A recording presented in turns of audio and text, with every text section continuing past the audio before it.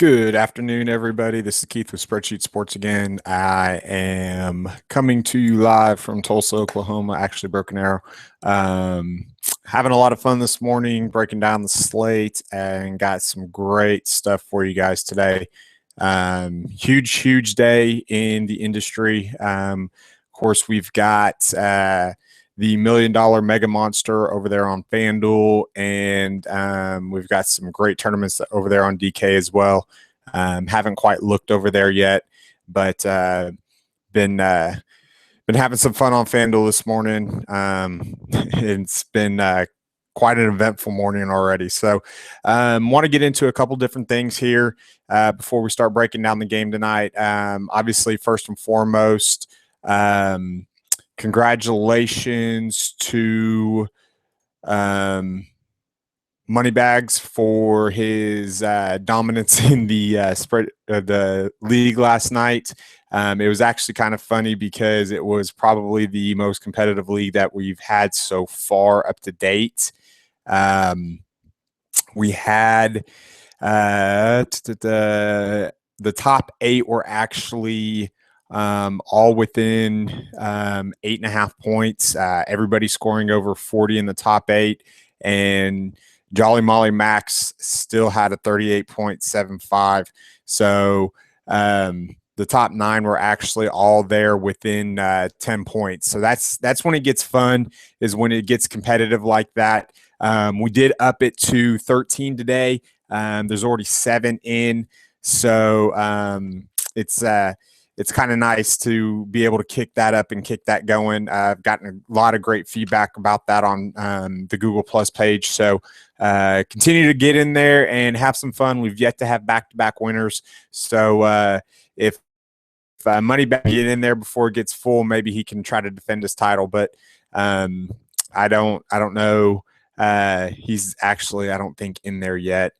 So Moneybags, if you're listening to this and you haven't got in yet, you need to get in, defend your title. Come on. He is not in yet. So defend your title and let's have some fun. It was a crazy. Last night it was Reds and some other teams, but mostly Reds. If you didn't have anything, if you didn't have a combination of Lance McCullers and some Reds, then you probably weren't placing that high. Goes to show you that a lot of us, we actually in that league last night put in kind of optimized lineups. There wasn't really a lot of double ups as far as players on teams are concerned. And that kind of leads into what I was going to talk to this morning about, or with you about. It's game selection and how to build your rosters based on that selection. So basically what I do is this is I'm about a 75-25 cash game to GPP guy. And it really obviously does depend on the slate. Last night I played all GPP because I didn't trust any of the pitchers in cash games. But on most normal nights, what I'll do is I'll take that 75. I'll play some double ups. And I will play some head-to-heads. I'll play in some other leagues that you can find in the lobby there as well. And I'll do about 75% of my daily allocated bankroll to that. And then I will take that and capitalize off of it. And what I mean by capitalizing off of it is the winnings I do from that and I take from that, they automatically go into the next day's GPP fund.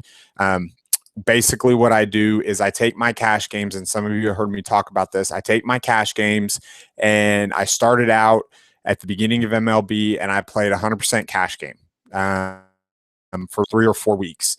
And what that allowed me to do was build up my GPP fund to where I can take that money and I can use it towards qualifiers. I can use it towards like tonight's $1 million mega monster. I can use it towards these bigger tournaments doesn't take away from my bankroll. It's kind of what I've separated that bankroll, and I've created a GPP bankroll along with my cash game bankroll. So if I have a great night in cash games or a great week in cash games, I know I can splurge a little bit as far as my tournaments.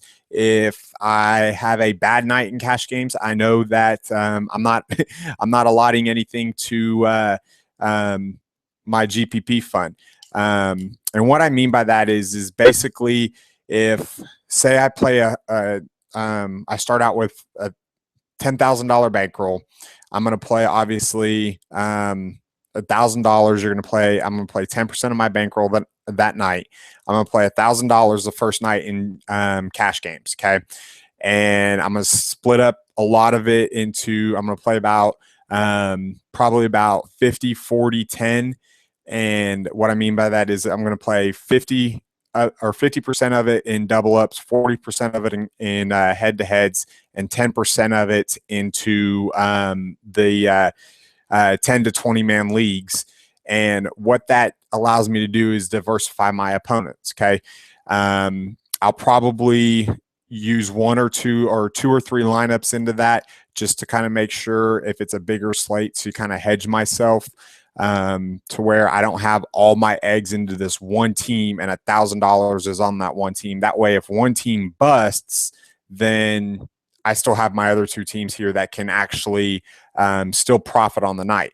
Now, it's kind of a catch-22 because if one team hits the nuts and the other two bust, and I should have played that one team and I would have doubled up everywhere. But if two of them bust or if all three of them hit, then I'm still going to double up anyways. So especially with cash games, you don't have to, score 60, 70 points a lot of nights to win in a lot of cash games or double ups. You only need 45, or so. I've seen the cash here as low as, 31 in double ups. So that's one of the big things that I do is I will take that money and anything that is it, meaning I'll take that $1,000 that I started with and I'll put that automatically back into my cash game fund and I'll take the profit. Say I have a $500 night in profit. I'll take that $500 and that goes into my GPP fund. So that way, basically, my cash games are paying for my tournaments and my qualifiers and my live and all my big events that I do on a separate basically separate bankroll basically. So there's no imperfect or perfect science on how to manage a bankroll. Just as long as you have a system and you stick to it and you don't break it. If you know that there's a big tournament coming up that you're going to want something a part of, then back off on your GPPs a little bit and stick to cash games and kind of build up that way so where you can put it in to that big tournament that one night. If you know that you want to take a couple shots at the Vegas queue that's coming up, build up your bankroll to that. And every night, if you have a great night and say you play $50 and they're going to have, I believe it's going to be either a $10 or a $5 qualifier coming up here shortly. And you play $50 in games every night, instead of putting 5 or 10 of that into a GPP that is more volatile, take all of that and put it into a head-to-head game, or not head-to-head game, double ups. And instead of playing one $50 double up, play like 3 or 4 5s and then a couple 10s and then some 2s. That way you kind of diversify your competition and everything, and you can get different cash lines. Then take that profit and put it aside for the next day. Okay. And then build up that. So say you want to take $100 shot at the live queue at $10 a team, and you want to take those 10 team or that $100 and make 10 teams out of it. Work up and build up to that $100. Okay. And then allocate yourself and put it aside. Say, okay, I made $10 today and I put it aside and I know I'm not going to spend it there. build up to these live tournaments. Don't just play on a whim and say, oh, well, this looks good, and click, click, click, because that's an easy way to absolutely just run through your bankroll really, really quick. One of the things that we're going to be doing is we're going to be working very, very hard to build up bankrolls to where you guys can play in higher dollar tournaments. I don't know what kind of bankrolls you guys are working with, but I know when I started out with a smaller bankroll. I was playing in $1 and $2 games, and I was only playing $4 and $5 a night to start out, and I built it up from there.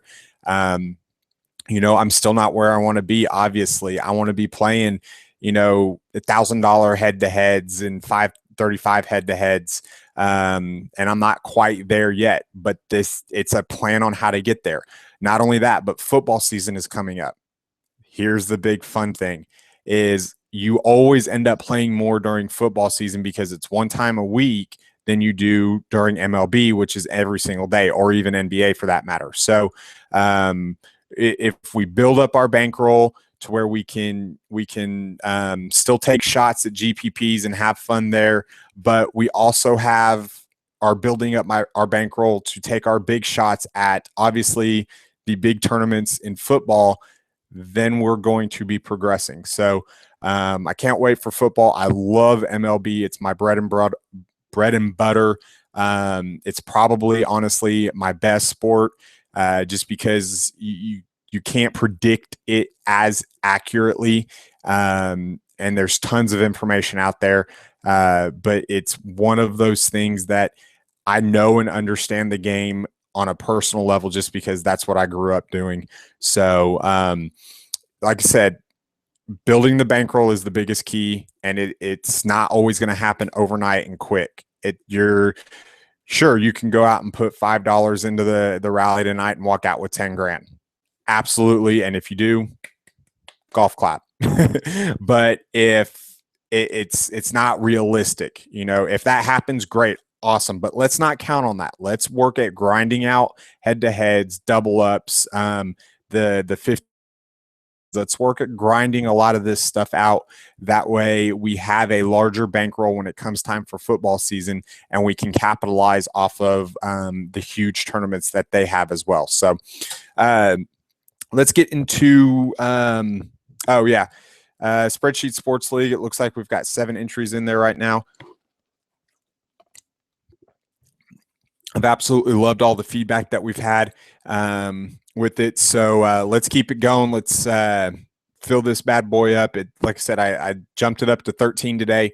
Hopefully we can get it up to 20 by the end of the week and be able to consistently fill 20 to where you guys force me to call FanDuel and make it bigger. So guys, even this, if you're not getting into the league, leave me a message on Google+. Let me know how many kind of have looked for it, but it's already filled. Let me know about a bunch of these things. That way I can kind of get an idea of how many people are kind of looking at this every single day. That way it's not, okay, well, I'm pushing to get 13 in there and I've only got 13 people looking for it. If there's an extra 5, 6, 7 people that are looking for it, let me know, because the next day I'll increase it as long as you make the effort to get in there. So I haven't heard anybody say they haven't got in yet, but I just want to let you know that you can contact me and I will kind of adjust accordingly. So, all right, let's get into the games today. We've got a huge slate in MLB. Obviously 15 games. Everybody's playing tonight. And it's going to be one of those nights, guys, where you are going to have to take a stand and make sure that you know what you're doing as far as your plays, and have a plan. That is the biggest thing. Depending on the contest that you are running, that you are in, you need to have a plan tonight, because there are some gas cans and there are some aces on the mound. So let's start out first off with let's see here. Let's start out first off with the Red Sox versus the Toronto Blue Jays. We've got Rodriguez, who's a lefty, at a plus 133 underdog, versus Marco Estrada, who's a minus 144 favorite. That total is 9. And guess what? We have that ultimate scenario today. a lefty versus the Blue Jays in the Rogers Center. You know what that means? Fire up Josh Donaldson. Pretty plain and simple on that one. Estrada, I think his ownership is going to be a little bit higher owned today just because of the fact of what he did the last game, taking a perfect game in the 8th inning and still pitching 9. They ended up winning that game, but he started to pitch a lot better as of late. You're talking about a pitcher that they've been high on, but they weren't sure quite how he would respond. So I don't mind Estrada as far as GPPs are concerned, but I'm not going near him as far as cash games. And the reason for that is he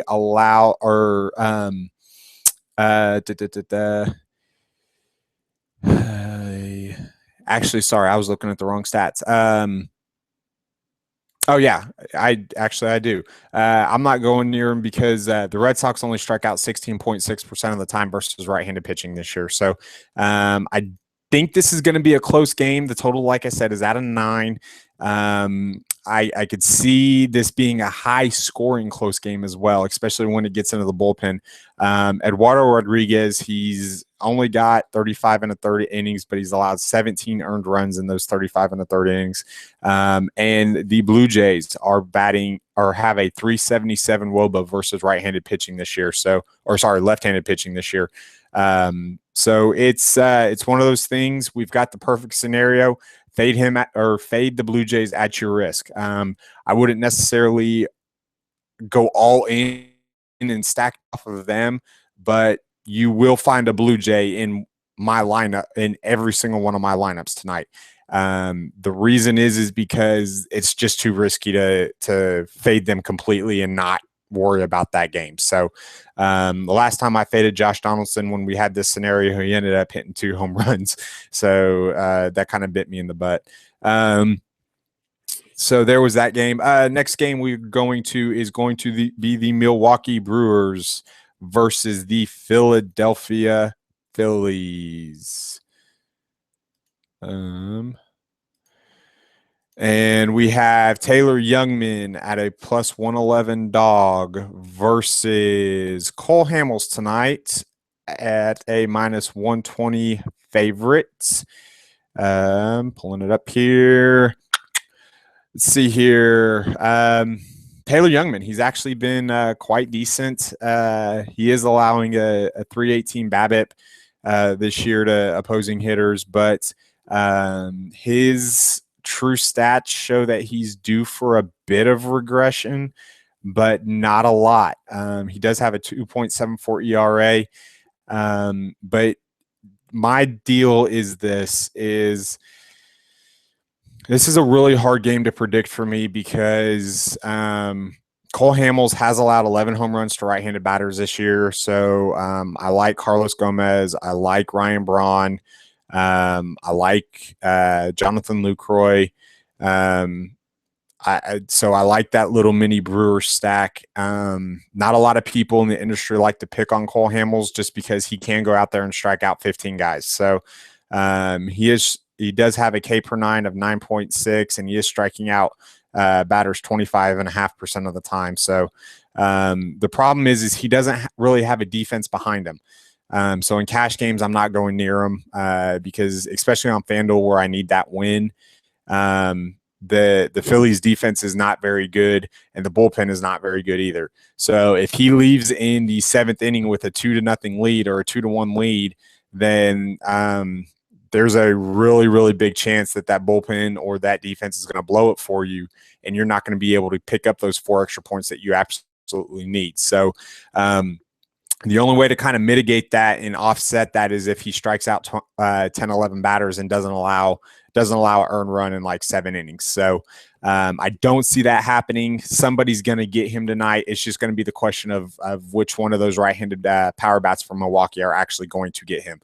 So I don't think that he's going to completely blow up, but I don't foresee him absolutely just shutting them out either. So let's see. Let's look at some BVP today. I'm kind of interested about that because I know that Braun and Hamels have faced off a couple times.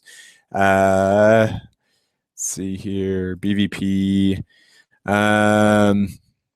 Okay.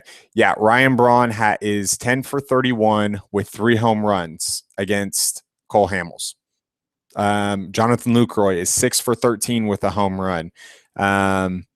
Yeah, even Adam Lynn, who's a left-handed bat, is 3 for 8 with a home run. I'm not going to put a lot of credence into that one just because it is only 8 bats at bats. But Aramis Ramirez has 2 home runs. Carlos Gomez, who's actually the one that's been struggling against him. He looks like he's 4 for 15. That's only a 267 average. So I actually kind of like Ryan Braun and Jonathan Lucroy as some sneaky plays into this one, just because people won't want to target him. So on the other side of it against Taylor Youngman, he's only allowed 1 home run this year. What's funny is he has pitched at Coors Field, and I think that's where the home run happened. That start versus the Rockies, his first 36 out of his first 37 pitches were nothing but fastballs.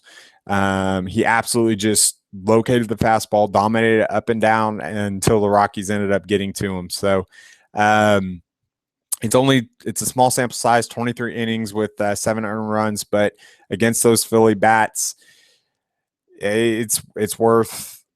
I don't have a problem with it in a GPP.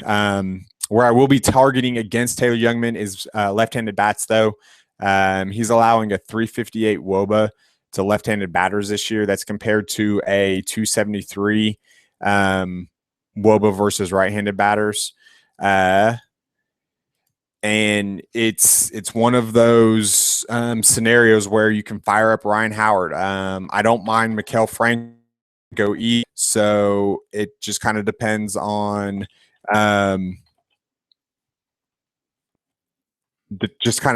where you want to take your shot at that. I wouldn't have a ton of exposure with it, especially in cash games, but I definitely would have a little bit of exposure to it. So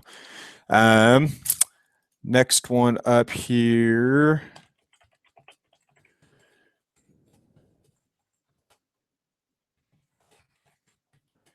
We have the Pittsburgh Pirates versus the Detroit Tigers. We've got Garrett Cole going against Justin Verlander.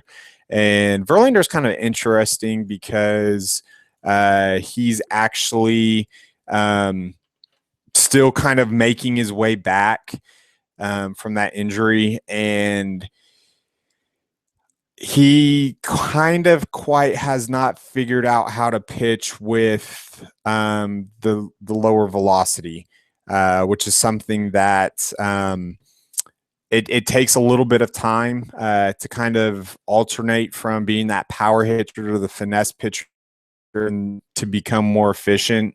I think by the end of the year, he probably will have a better grasp on it. But as of now, I don't foresee that happening. His strikeout percentage is only down to 8%. Now, granted, this is only in 11 2/3 innings. He skipped his last start. I think it was more because of a hamstring than a back, kind of overcompensating. I don't believe what the Tigers are saying, but I know that Justin is just he's been too good of a pitcher for too long to not be able to have the brains to kind of figure it out. So he is just a little bit. He's got a 6.17 ERA right now. So, but the Pirates are very, very good against right-handed pitching, but they get the negative park shift as well. So, if I am targeting Verlander in here, it's going to be very minimal. It's going to be left-handed bats. Cervelli is an option as well behind the plate as far as a punt option. Pedro Alvarez is an option in the GPP, but that's just because of the fact that there's just no way to just way too many first basemen today that I like better. So pulling up here, our sheet actually has Garrett Cole as the second highest pitcher, but they also have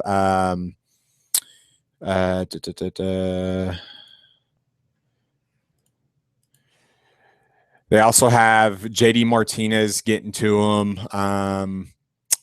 Obviously, Miguel Cabrera is $100, but he's always worth the price of admission. I mean, he's one of those players that you put off going and getting something to drink for. So I don't mind Garrett Cole, but the problem that you are then as far as GPPs, I don't mind them at all. But as far as cash games, then you're playing with fire going against that right-handed or that Pirates defense, or sorry, scratch, reboot, the Pirates offense that who actually has been clicking on cylinders as of late. So it's playing with fire. I've got a couple other pitchers that are in better spots for cash games, in my opinion. But as far as GPPs, I don't mind because his strikeouts are up there. It's averaging 26.4 K percentage here with 9.6 Ks per 9 innings. And he's got a low whip at 1.13 when the league average is right around that 1.12 mark. I don't mind him at all. Like I said, Garrett Cole is one of the higher projected pitchers on our sheets today. So he's actually the second right behind Chris Sale, which I'm about to get to here in just a moment. So it is basically a pick 'em. That total is 7.5. So both pitchers might not be in a bad spot for GPPs as well. So next game we're going to go to, we are going to the Rangers and the Orioles. We've got Miguel Gonzalez versus Colby Lewis. Miguel Gonzalez is actually this 155 favorite. That total is 8.5. And for my opinion, it's all the left-handed bats for Baltimore. Chris Davis, or sorry, not left-handed bats, right-handed bats for Baltimore. No, I was right. I keep getting, I'm sorry. The left-handed bats for Baltimore. Chris Davis, obviously Parmalee is a switch hitter. You've got even Manny Machado is not in a bad spot. Steve Pierce. When you look at the sheets, if you look at anybody, Adam Jones is in a good spot, it looks like. JJ Hardy, I don't mind, just because JJ Hardy is one of those guys that hits righties better than lefties at times in his career. As far as the Rangers, I like Miguel Gonzalez today, to be quite honest, for GPPs.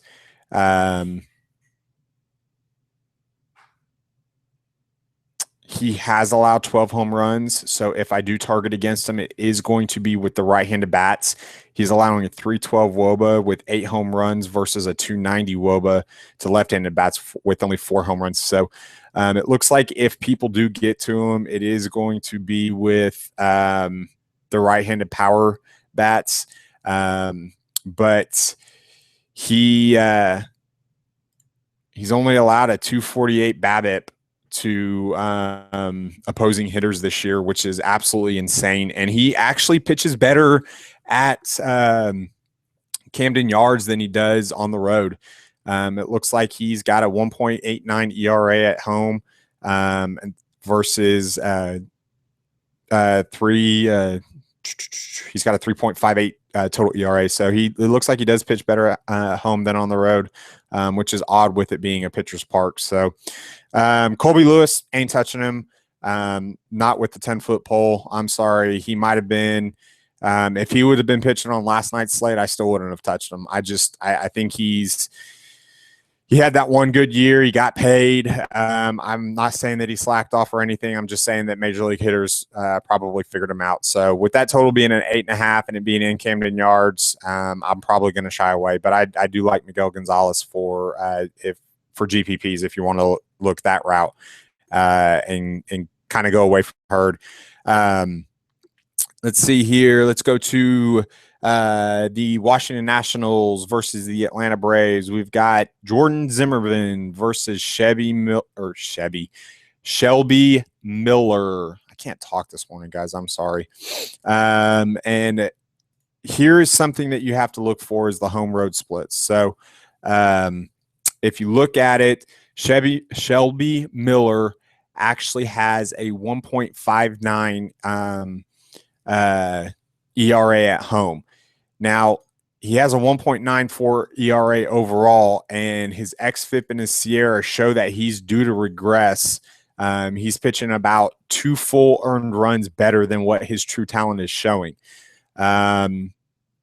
It is in a larger sample size. He's pitched 97 in the third inning this year. So that might not be a bad GPP play because everybody is in love with the Nationals. It's their darling. Like I said, if we want to capitalize off of chaos with the Nationals having Bryce Harper, with them having Denard Span, who's been hitting the ball a little bit better, they need to get healthy, and they're not healthy right now. So that might not be a bad little shot in the arm for you. So you're K up a little bit there, but he should make up for that a little bit just by not earning or not allowing a lot of earned runs. The problem with that play is if you want to go with that, you need the Braves to score a couple runs. And with Freddie Freeman out of the lineup right now, their offense has just not been clicking on the same cylinders. So the Nationals are minus 119 favorite. That total is only 6.5. So I could see this being a 3-2 ball game. If you're going in GPPs, a Shelby Miller route, just hope that you're on the right end of the spectrum tonight. So neither of these guys allow a lot of home runs, 4 for Miller versus 5 for Zimmerman. But your other problem is that the Nationals only strike out 16.8% of the time versus right-handed bats or right-handed pitching. So this is one of those capitalize off the chaos moments, guys. All the numbers are showing to stay away from Shelby Miller, even though he's been pitching the way he has. But going against a good offensive team like the Nationals, who can put up 8, 9, 10 runs in a hurry, this might not be a bad spot to take your shot in a GPP, especially a large field GPP like the Rally tonight. You could end up very, very handsomely off of this one. So as far as the Nats bats, it's going to depend on that lineup and where people are. I like Bryce Harper. Obviously, he's always in play. Denard Span is always in play, but they're banged up right now, so their offense is kind of hurt a little bit. But if they get going, they can get going in a hurry. So I probably will have some shares of Shelby Miller, but it'll be very, very little. And as far as Jordan Zimmerman is concerned, his K upside is just not there for me. And he doesn't, depending on what lineup the Braves roll out, I think he's going to be higher owned because of that Braves lineup being so bad. So I might just stay away from Zimmerman altogether tonight, to be completely honest. But his numbers aren't drastic enough as far as his true talent difference from what he's actually been doing to for me to actually consider him being one of those flip guys that I would want to target, because everybody else is going to be lower or off of him completely. So next game, we've got the Giants versus the Marlins. And this is another one of those moments where you're sitting there and you're looking at players and you really can't figure things out. And what I mean by that is Matt Latos. He's got a 5.49 ERA. He's been a bit unlucky. His xFIP shows that he should be pitching about a 3.86. XFIP, guys, if you don't know, it kind of normalizes home runs. That's the best way to show whether a guy has just been on the bad side of variance or if he's actually got some outline statistics that you need to look at. So he's got a 7.60 ERA at home. But here's where it gets a little bit different: is that Marlins defense is very, very good. He had a couple blow up starts, and I kind of attest that to him not really having an off season to prepare and to train. So therefore, he didn't really have a spring training. He was using the early part of the year kind of as his spring training. He's pitched a lot better as of late. So that's something that you've got to look at. Here's the problem. The Giants have a 327 WOBA and a 148 ISO and only strike out 17.5% of the time versus right-handed pitching this year. Buster Posey, he's in play. I mean, that whole Giants lineup top to bottom. Matt Duffy is a big play tonight. He's going to be in a lot of my lineups just because I love the way that he's been playing lately, and he's usually hitting 3-hole right now. So be careful of that Giants outfield. Justin Maxwell's been actually slumping as of late. He's got, I think, like 3 hits in his last 42 at bats or something like that. It's been absolutely horrible. Aoki, obviously, he's got a broken foot. He's going to be out a while. Pence is still out. Pagan ran into the wall early last week. I think it was Friday or Saturday. Or maybe it was even Thursday. And he missed a game or two. He did come back and he did play on Sunday. So, but I know he's banged up a little bit. So be careful with that Giants outfield. If I'm targeting anybody, it's going to be that Giants infield. And Andrew Susac, he goes overlooked because of Buster Posey. But if Buster Posey is the way that the Giants have kind of filtered their lineup lately, is they're putting Brandon Belt from first base into left field because they need out help. They take Posey and put him at first and put Susac behind the plate. So on DK, you can go Susac, Posey, Belt, and have all 3 of those and be able to absolutely capitalize off of that. That'll be a very, very low own just because of the fact that they're in a hitter's ballpark. They are facing a pitcher who's pitched better of late. And the Giants, they don't score a lot of runs, which is true at home. They average about 3.5 runs at home. But if you look, the total runs scored per game on the road. So target it. They're getting a neutral park shift, yes, maybe a little bit of a downgrade because it is a cross country, but I don't mind the Giants bats in this matchup. So, and honestly, Ryan Vogelsong, he pitched really good last week or his last start. I know the Marlins are beat up. They've lost Giancarlo Stanton for at least a month. But this is a guy that on Twitter in the DFS world, we call him Vogeldong, and there's a reason. He has allowed 9 home runs to left-handed bats. Christian Yelich in play. Justin Bour in play. You can go down that lineup, and if you look, he's allowed a 285 WOBA versus righties, but he's allowed a 372 WOBA versus left-handed bats this year. If you're going to target Marlins, which will be a little bit of a contrarian move, you need to target Marlins on the left-handed side of the plate. It's imperative that when you look at these things and you're breaking down players to target, to put in your player pool, that you divvy everything up by splits.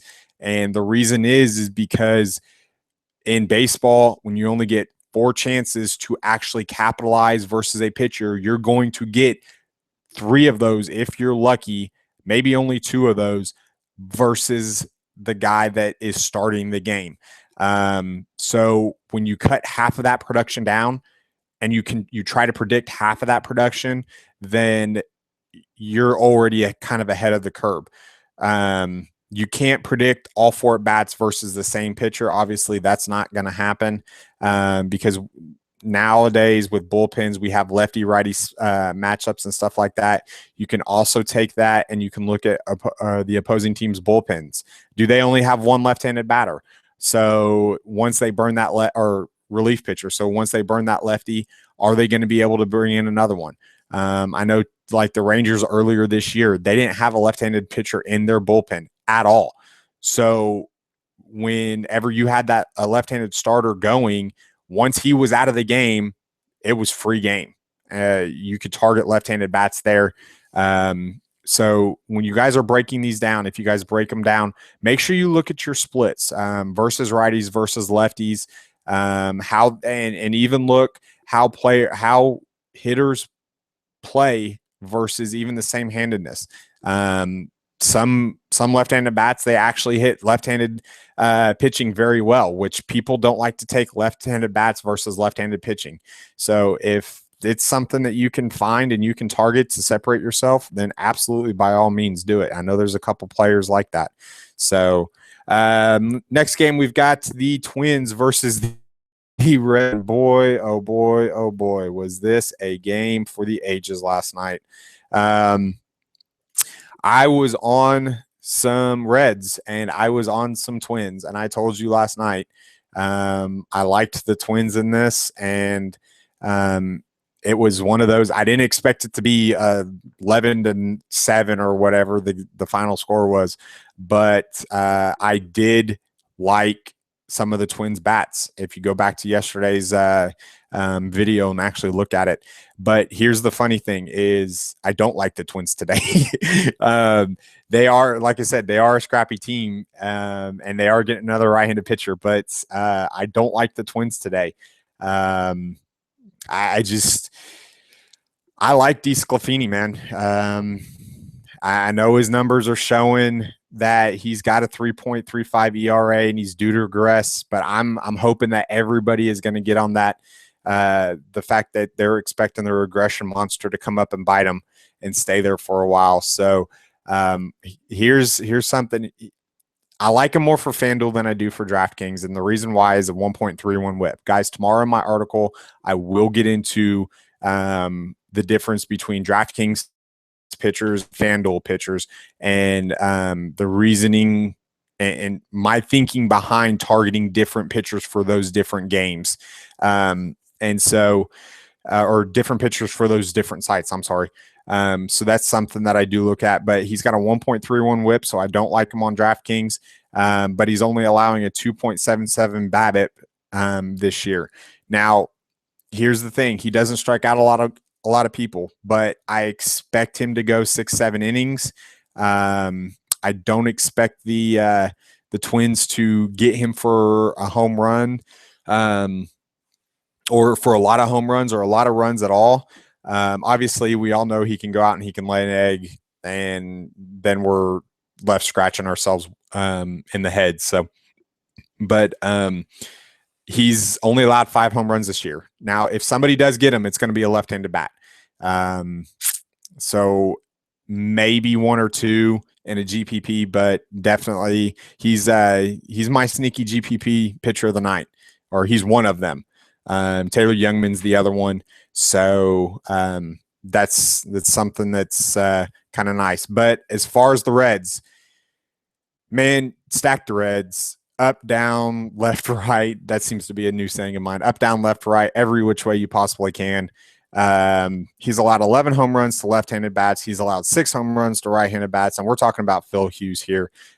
He pitched great at the beginning of the year, but regression monster has come and it is staying around.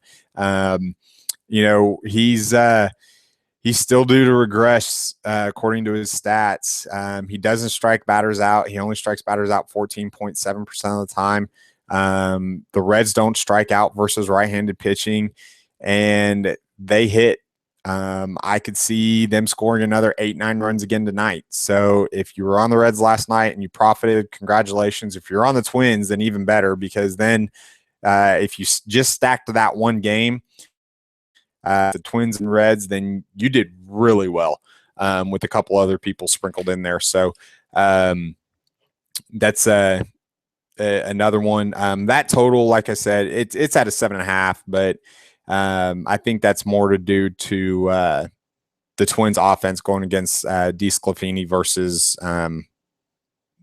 the ability that the Reds they're not going to score runs. So I can see that game definitely going over. So next game, we've got the Cubs and the Mets. We've got Jonathan Neese versus Kyle Kendricks in this one. Kyle Hendricks, not Kendricks. I'm sorry. Hendricks is a -118 favorite. That total is 7.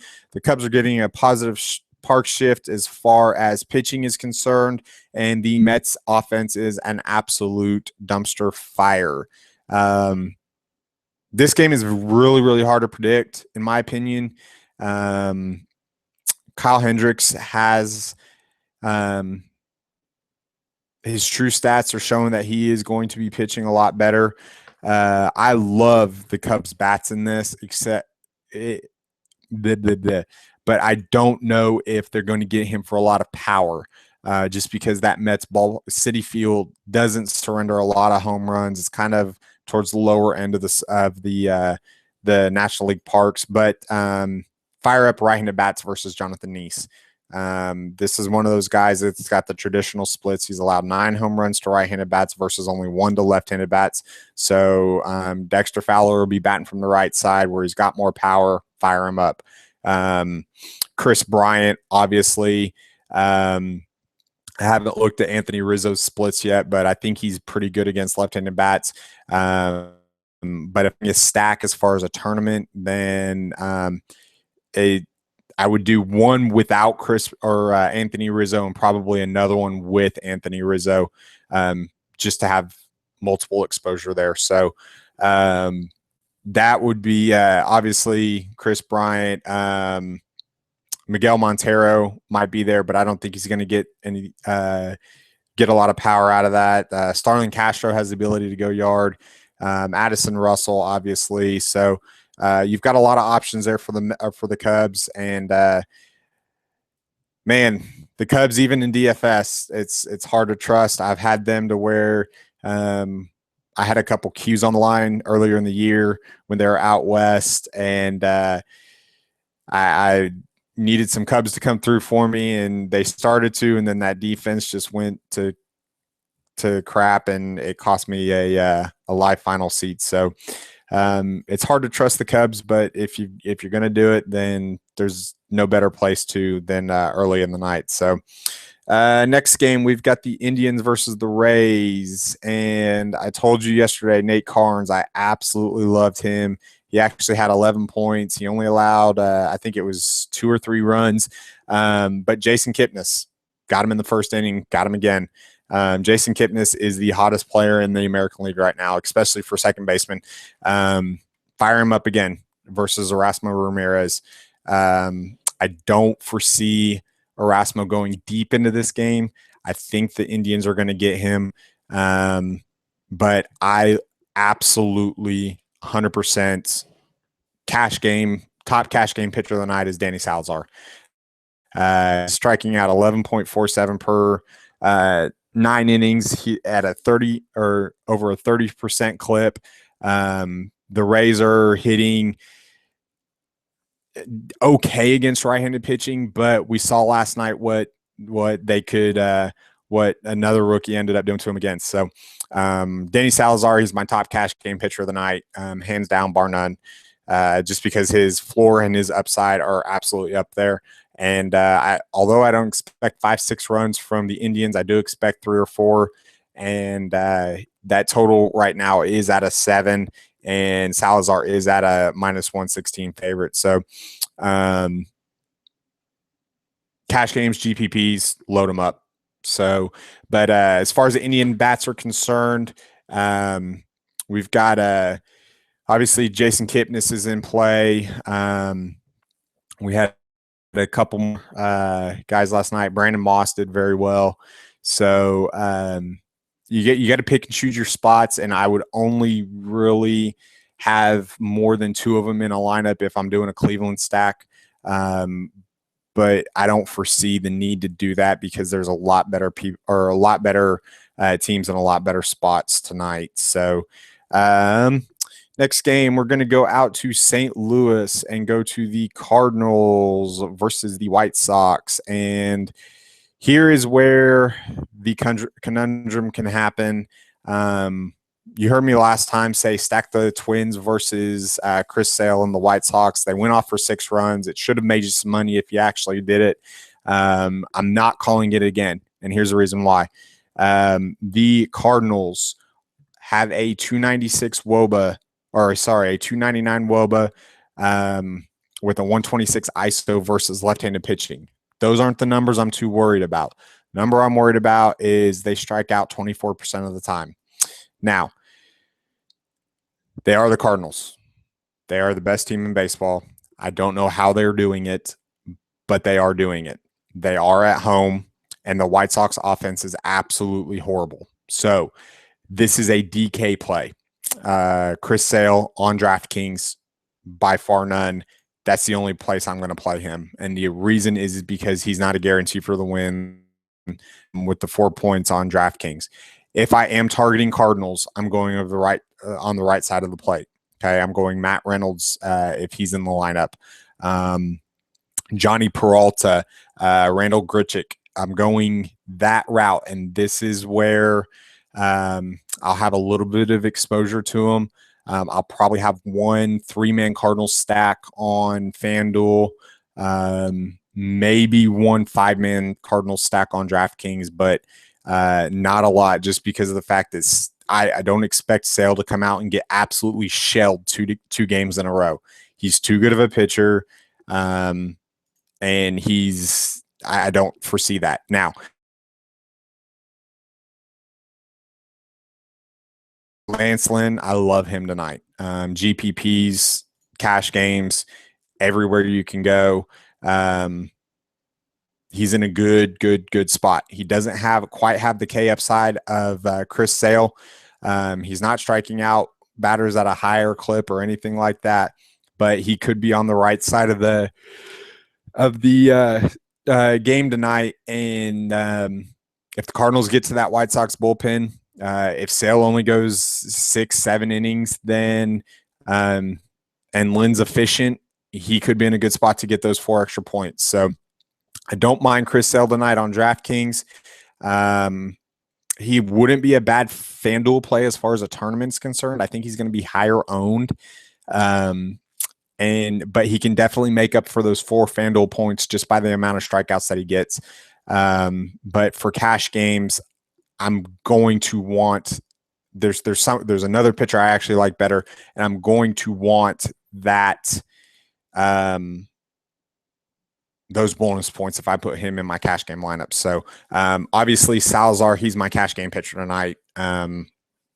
And I don't foresee anything taking me off of that. So next game here, we've got the Royals versus the Astros. And we've got Dallas Keuchel going against Danny Duffy. Danny Duffy makes his return tonight.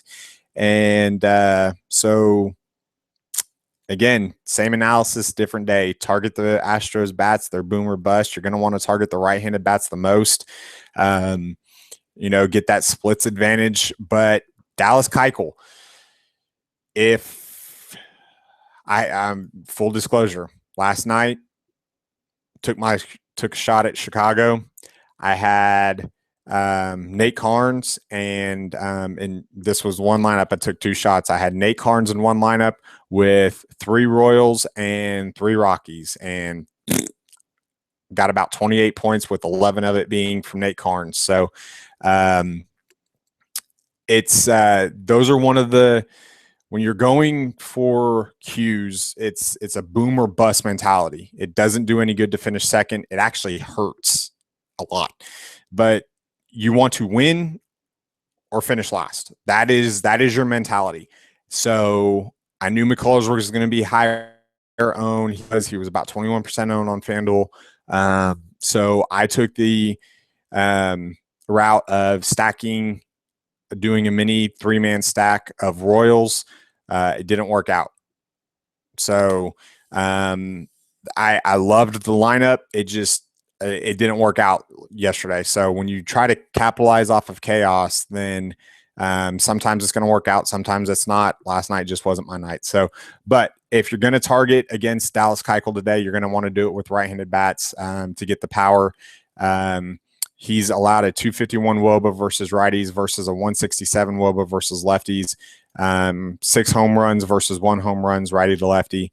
And the Royals actually only strike out 15.1% of the time versus left-handed pitching. So it's something that a lot of power against anybody, but if somebody's going to get them, it's going to be from the right-handed side of the plate tonight.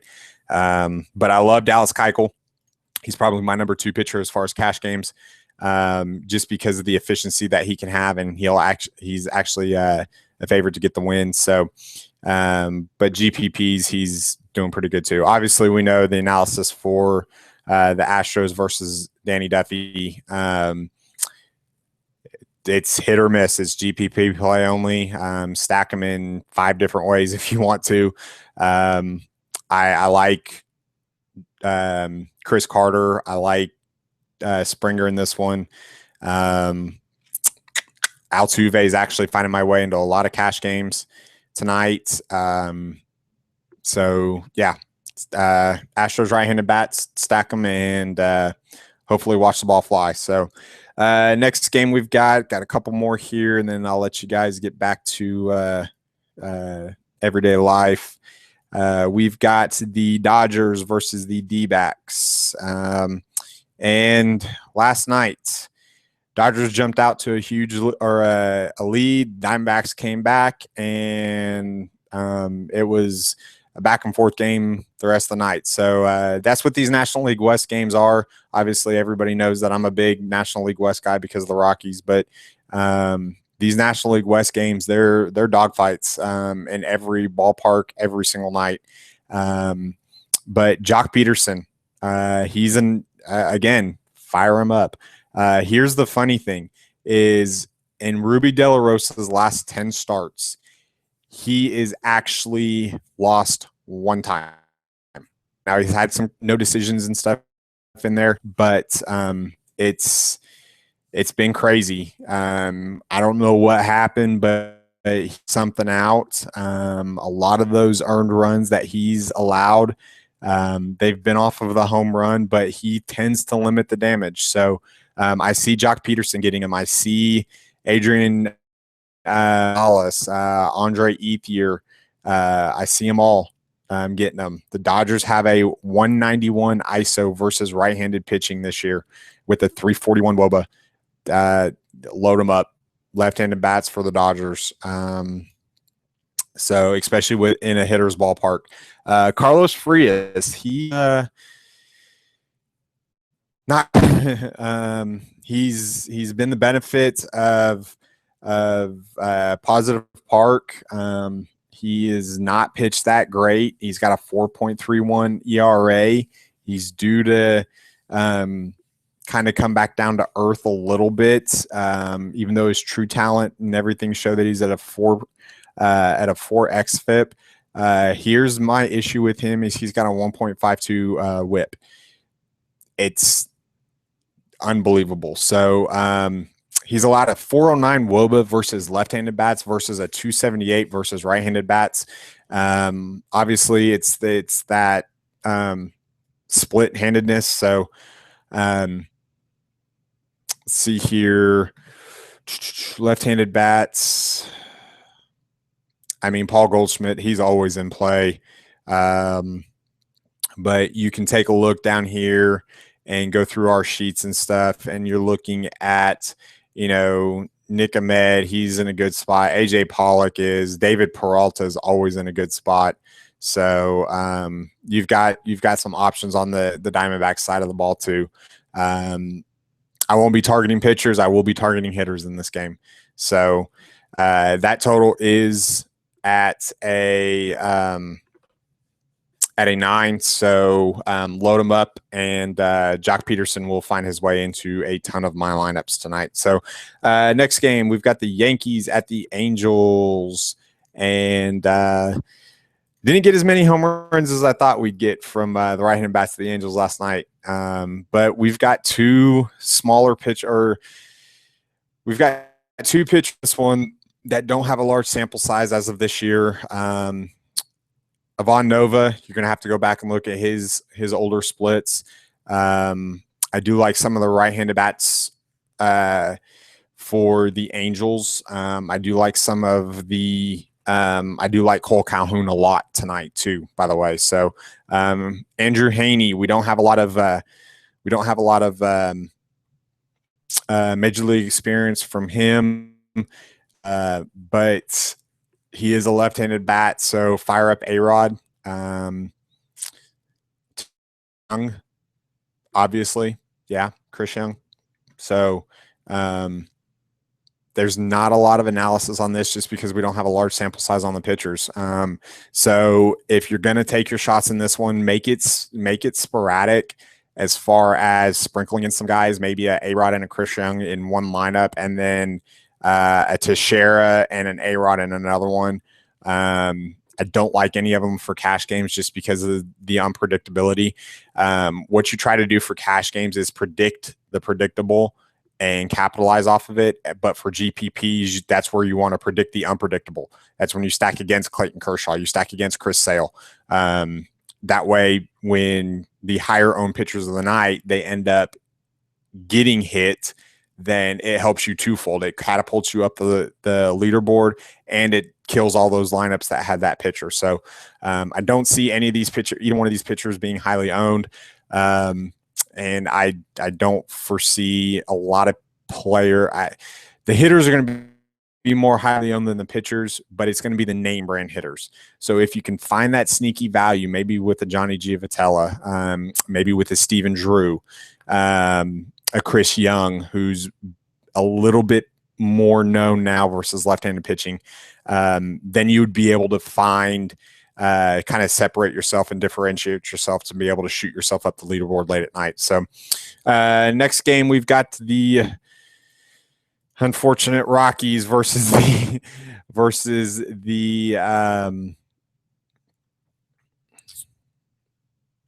Oakland Athletics, and we've got the biggest favorite of the night at 200 with a 7 total and Sonny Gray versus Jorge De La Rosa. Now, here's the funny thing. De La Rosa has a 5.15 ERA. He's got a 3.9 xFIP. So he's been a bit unlucky this year. A lot of it with Coors Field, which is surprising because he normally pitches better at Coors Field, but he hasn't this year. Both of his blow-ups have been at Coors Field this year, which people would be like, it's normal. It's Coors Field. It's a pitcher, or it's a hitter's ballpark. Pitchers can't pitch there. Breaking balls don't break there. I'm not worried about that. Jorge De La Rosa has always found a way to win at Coors Field. Look at his numbers as far as home versus road. You will see that he is one of the best pitchers in the majors when he is at his home ballpark through the course of his career. I think he's like top 3 or 4 as far as, and he's up there with like Greinke and Kershaw as far as most victories at home over the last like 3 or 4 years for a starting pitcher. This year, his road ERA is a 1.86. Okay, so you see where the difference had to be in order to have a 5.15 ERA. So I don't mind De La Rosa in a tournament. He is striking out almost 9 batters per 9 innings. But if you're going to get him, normally he's tough on left-handed bats. He's been an anomaly this year because of it. It's going to be a GPP play, and the only reason it's a GPP play is because of the positive park shift. We saw some home runs last night. 2 of them came in the first inning. There were 2-run home. That was before the sun went down. Once the sun goes down, they're on the West Coast, that marine layer comes in. It's absolutely a heaven for pitchers. If De La Rosa can survive the first couple innings while the still out, when the sun sets, it becomes completely different. He's more of a DraftKings play than he is a FanDuel play, even though he contradicts my DraftKings strategy because he's got a high whip. He normally doesn't walk a lot of batters, but he does allow a lot of hits. So that's something you got to kind of look for and watch out for. So if I'm Sonny Gray is going to be one of these. Here's a capitalize off a chaos moment. I'm going to go back to the well, and it's just because of the fact that the Rockies do hit right-handed pitching so well. If it's going to be, you got to stick with some of the bigger names towards the front of that lineup. Nolan Arenado, I believe, honestly, as much as I love him, he's too expensive now at $5,300 on FanDuel in order to justify me playing him there in such a bad matchup. I might have him on one GPP team with another Rocky and maybe a Jorge De La Rosa for some salary relief in a tournament, but that's probably it. He's $5,300 now. He's way too, even though he is worth it, it's just going to zap your salary, and you're going to have to find some major value, which is a lot tougher than just going down to even a Todd Frazier for $400 less. So Sonny Gray, I love Sonny Gray tonight. I don't like picking on my Rockies a lot, but I love Sonny Gray tonight. He's going to be effective. He's going to be efficient, and he's a large favorite. Now, I think a lot of what Vegas is taking into consideration there is not just the Coors Field park shift, but the fact that the Rockies have not won an interleague game in their last 15. They're 0-15 in their last 15 games versus an American League team. Coors Field, American League ballpark, doesn't matter, 0-15. I think that's what Vegas is actually taking into part of it. So it's not something that I am going to go against Vegas on. Sonny Gray, depending on lineups and stuff like that, he could find his way into some cash games on DraftKings. So he should be able to kind of limit what the Rockies do. Troy Tulowitzki had another good game last night. Charlie Blackmon hit a home run, but that was pretty much about it. Do like Cargo in this one. If you're going to get him, you're going to get him with the left-handed bats, maybe Ben Paulson, but those would be GPPs, and that's about it. So for the most part, I'm actually staying off the Rockies tonight. They're in a bad spot, and it's unfortunate for my heart. So that's one of the biggest things that you've got to, kind of learn to kind of curve a little bit is taking your fandom out of doing this. My wife always tells me, don't pick with your heart, pick with the fact that we with the money in mind. So all right, last game of the night, and then we'll let you guys get out of here. We've got the Mariners versus the Padres. We've got Mike Montgomery versus Ian Kennedy. Mike Montgomery has actually pitched very, very well. He's going to be one of my top GPP pitchers tonight, and that's because of the fact that the Padres are absolutely horrible on offense. So if I do have some exposure to the Padres, it's going to be with Matt Kemp, Justin Upton, maybe some Melvin Upton, but that's pretty much about it. As far as the Seattle Mariners, if there was ever a get right game, a get healthy game, this would be it. Ian Kennedy, 375 WOBA versus right-handed batters, 363 WOBA versus left-handed batters, 7 home runs allowed versus right-handed batters, 8 home runs allowed versus left-handed batters, 15 total home runs allowed overall. He's allowing just under 2 home runs per game, and guess what? The Mariners can't hit right-handed pitching. So if this is, like I said, if there were ever a get healthy game for the Seattle Mariners, then this would be it.